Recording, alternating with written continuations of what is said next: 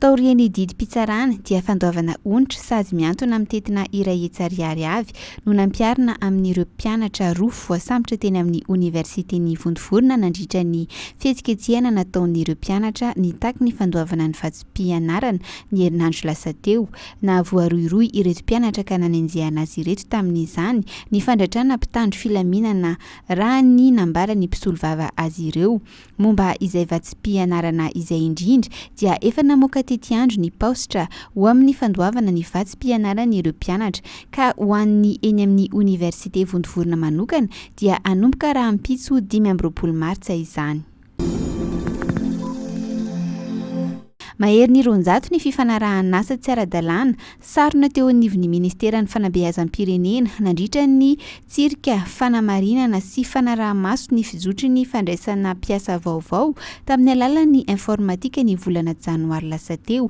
Manoloana izany osika izany dia nandray ny fepetra manafoana ireo fifanarahana sandoka ireo ny minisitra, manatsahatra ny fanomezana ny numerao mahampiasa mpanjakana na immatriculation ho an'ireo mbola andalam-pikarakarana ary ny fampiatona ny fandoavana ny karaman'ireo mpiasa efa nahazo immatriculation sy efa nandray karama ihany koa ny ministeran'ny fanabeazam-pirenena.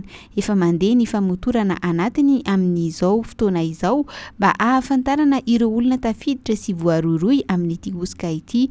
Efa nisy ny fametrahana fitoriana noho ny fanaovana kolikoly, ny fanaovana osika sy ny fampiasana osika ary koa noho ny cybercriminalité teny anivon'ny pôle anticorruption du premier degré d'Antananarivo.